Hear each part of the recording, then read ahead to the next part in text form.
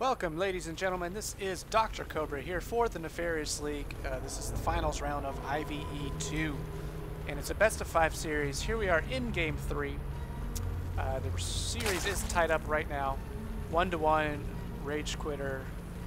Each team, each player, 1 point. I screwed that opening up really bad. Generally, I would go back and re-record it, but this is live, so I cannot do that.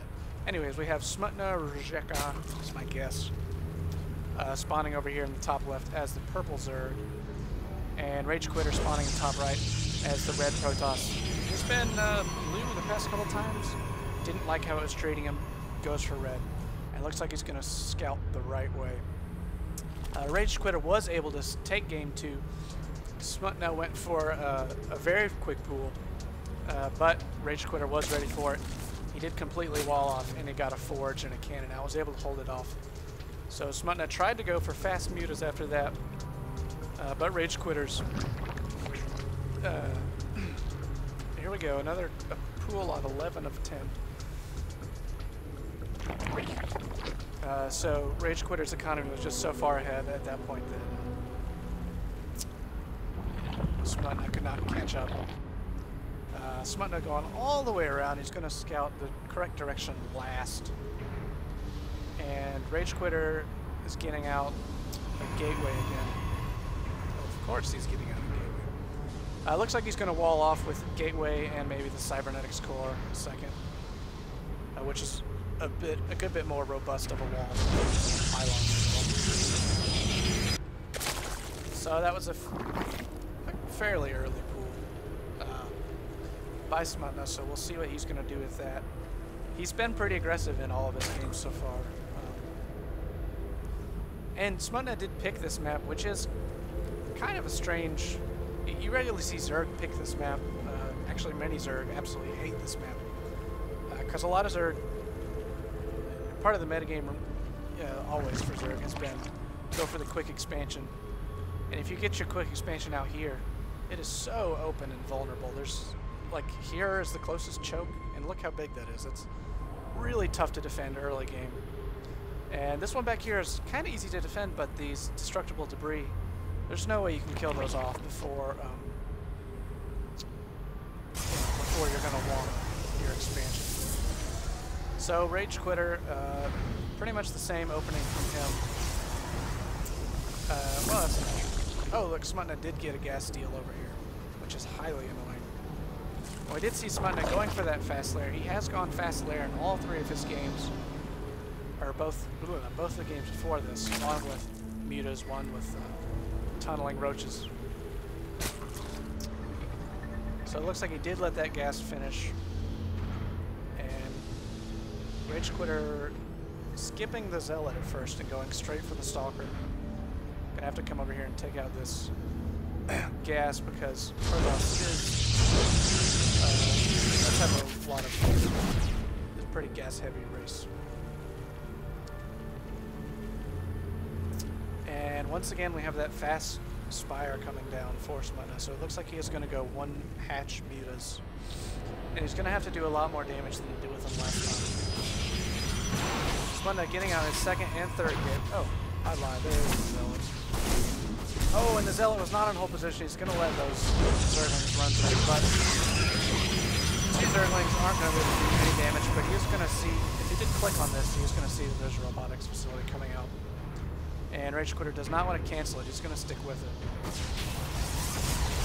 Looks like Warp Gate technology almost finished. So 3-gate robo, we did see this one other time. Sorry. We did see this one other time by Ragequitter. He went for the fast Warp Prism.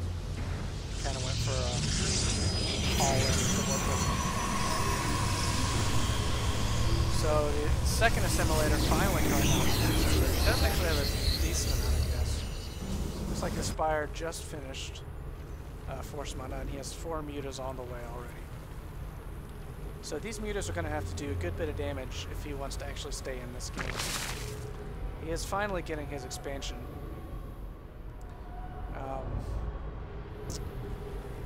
And like I said, A Zerg on this map is just so hard to defend this expansion early. And it looks like Ragequitter is going this time for an observer. Looks like the mutas have popped and they're coming in. Good pylon placement by Ragequitter, so he's going to be able to see these. Although he's slow to react to them. And it looks like they're going to get quite a few probe kills here. But there are a ton of stalkers, and the stalkers are going to be able to fend off these mutas very easily. Looks like 1, 2.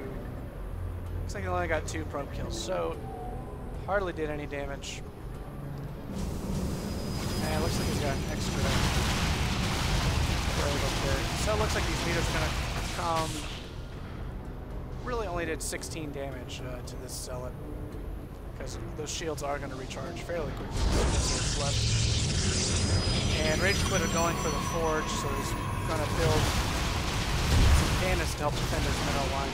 Able to pick off another probe there. Decent micro from Smutna with the muta. Right now, Ragequitter's kind of trapped in his base.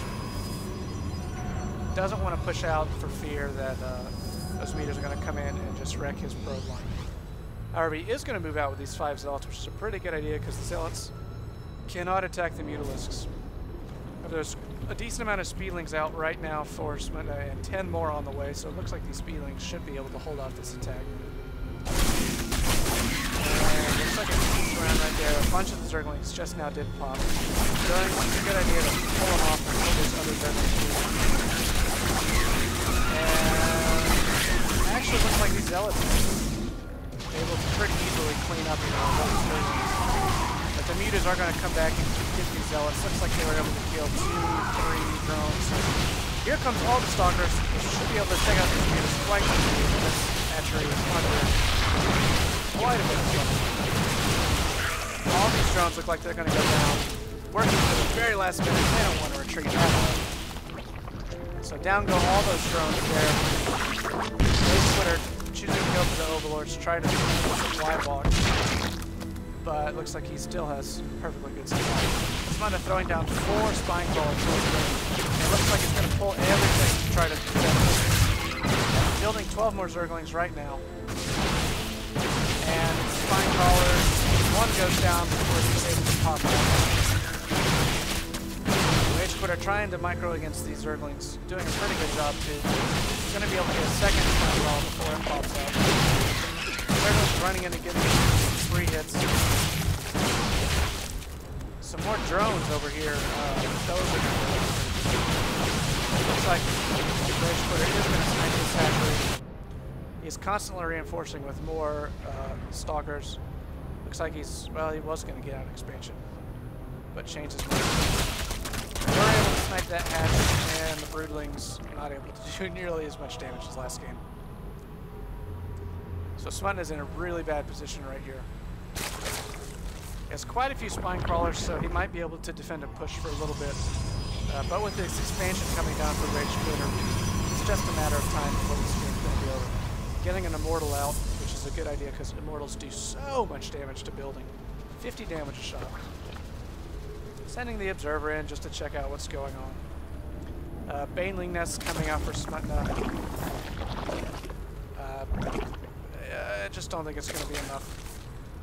Really what he needs to do is get an expansion up somehow. Like maybe go ahead and drop an expansion and throw all these guys out there to defend. But one base there, just absolutely no way one base can fight off 2 base Protoss.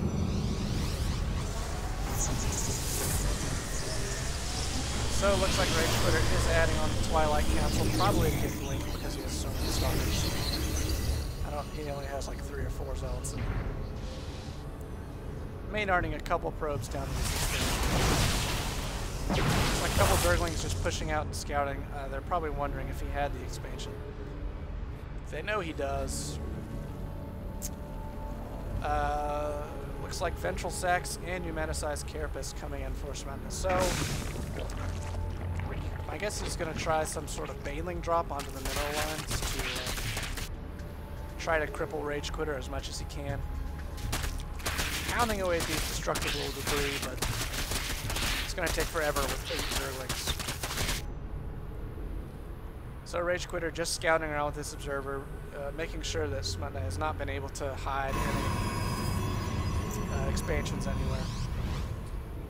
So Rage did see all of these spine crawlers, and there's even 4 more spine crawlers coming out.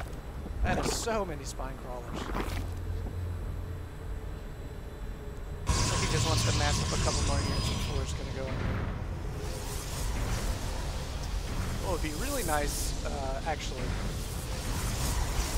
throwing up some cannons somewhere just to defend this middle line. If he could get a couple Colossus with a range upgrade, they outrange these spine crawlers who have 7 range, while the Colossus would have 9. And he'd be able to just pound away at these, and they couldn't do anything about it. So looks like Smutna was loading up for that drop. Changed his mind, gonna load up on Banelings. Can only fit 4 Banelings per Overlord, but that is perfectly enough to do a ton of damage. So Ragequitter is about to push up this ramp and be poked to death by 1,000 spine crawlers. That stalker went down very quickly. So Smutna kind of deciding what to do. Here comes the double Baneling drop on the mineral line. Oh, this is going to be so nice and juicy if he's able to actually do it. Looks like Ragequitter's going for a 3rd base. And this Overlord has been spotted. Is he going to be able to... He's able to drop 1.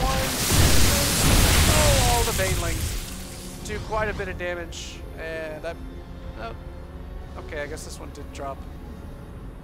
But it doesn't look like he did very much damage up here. So able to do some damage, but really not all that much. Not enough to get himself back in the game. He is getting down this expansion finally. And he's almost lined up out of his main. Looks like he's loading up for another one of these. Going for the infestation pit. Maybe going to go high. See if he can do something with that. So Ragequitter does finally get the Warp Prism up. He's going to be able to come into the back. Probably going to force a cancel on this hatchery. Yep, did force the cancel. Here comes a bunch of work. He's going to be able to clean up the skeletons. But he did do what was most important, which was to stop this hatchery.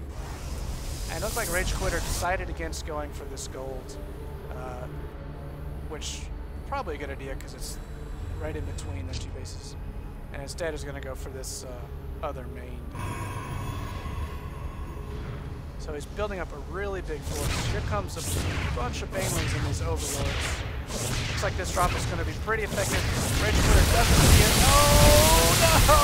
All the probes going down. Oh man. Whew. That's a lot of probes down, but still he's outnumbered by 25. So, as fun as that is to see, not going to matter. And I did miss the Bay coming down, but here is that Thermal Lance upgrade. Looks like Ragequitter does have his senses now. He's going to outrange all these spine crawlers. Spine crawlers moving out. Maybe we're going to see a hatchery down here. And that is a ton of zealots just got warped in, which is probably going to force another chance on this hatch. Force all these Zerglings back inside. I don't think that's enough Zerglings to deal with this many zealots. Spine crawlers are very out of position. And Zerglings are going to be able to clean up 3 zealots. And the rest of these zealots are just coming down here to block this expansion.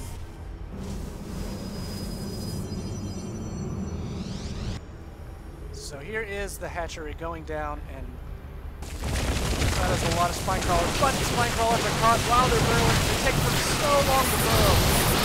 Good force field by Ragequitter, forcing those Zerglings back. And it looks like he was only able to take out 1 of those spine crawlers while it was still burrowing. Spine crawlers poking away at this army, but this army is so large. I don't think this spine crawler is definitely not going to be able to do enough damage. And it looks like all of these are going to go down. Some Corruptors coming out for Smutna. And yeah, he's going to GG out of here. So that was game 3. Come back and enjoy game 4.